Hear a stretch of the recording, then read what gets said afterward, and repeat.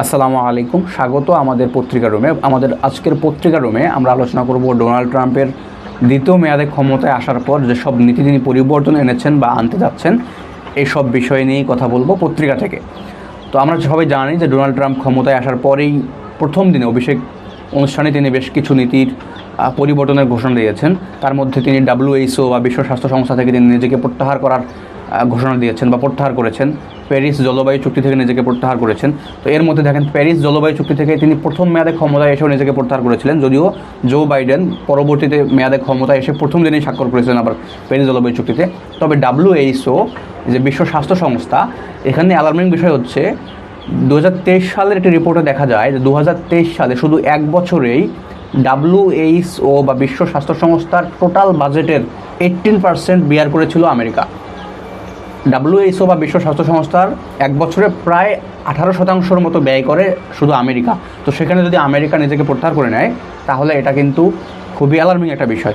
তবে এটা 90 দিনের জন্য, তিনি আগামী 90 দিনের জন্য সমস্ত বৈদেশিক সহায়তা বা বৈদেশিক যে তিনি সাহায্যগুলো দিয়ে থাকেন, অনুদানগুলো দিয়ে থাকেন, এসব কিছু স্থগিত করেছেন 90 দিনের জন্য। 90 দিনের মধ্যে তিনি আবার পুনর্মূল্যায়ন করবে তার প্রশাসন।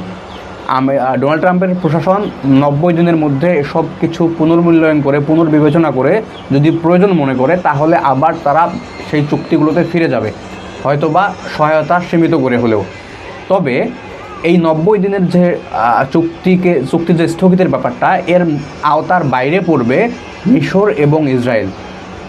আপনারা সবাই জানেন ইসরায়েলকে ব্যাপক অস্ত্র সহায়তা থেকে শুরু করে বিভিন্ন নিরাপত্তা সহযোগিতা দিয়ে থাকে আমেরিকা। এর পাশাপাশি মিশরকে সহায়তা দিবে। এখন প্রশ্ন আসতে পারে যে মিশরকে কেন সহায়তা দিবে। মিশর 1979 সালে যখন ক্যাম্প ডেভিড চুক্তি করে ইসরায়েলের সঙ্গে, তখন থেকে সেই চুক্তির আলোকে সেই 1979 সাল থেকে আমেরিকা নিরাপত্তা সহায়তা বা অস্ত্র সহায়তা দিয়ে আসছে মিশরকে। সেই মিশর এবং ইসরায়েল বাদে বাকি সমস্ত চুক্তিগুলো থেকে আমেরিকা 90 দিনের জন্য স্থগিত করে রাখছে, আমেরিকাকে বা সরিয়ে রেখেছে। এখন এর বাইরেও বেশ কিছু নীতির পরিবর্তন তিনি এনেছেন।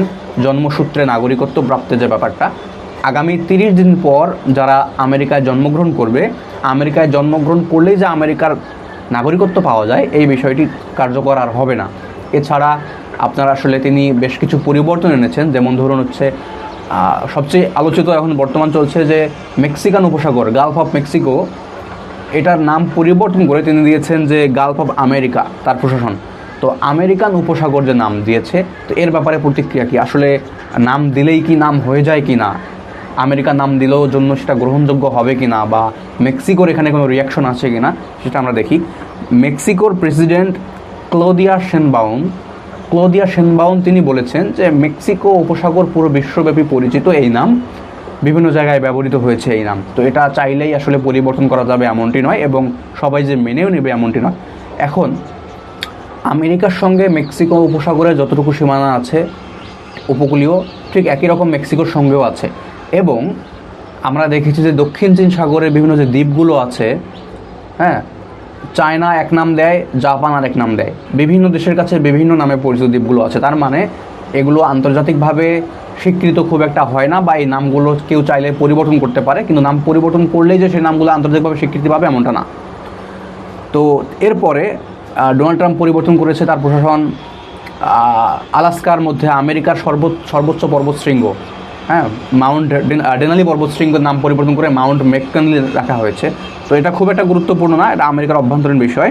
তো এছাড়া বেশ কিছু পরিবর্তন লক্ষ্য করা যায়, যেমন ধরুন যে জো বাইডেন প্রশাসন বা আমেরিকার যে বিগত প্রশাসন যেগুলো যাদের সঙ্গে একটি সমীকরণের পরিবর্তন লক্ষ্য করা যায়।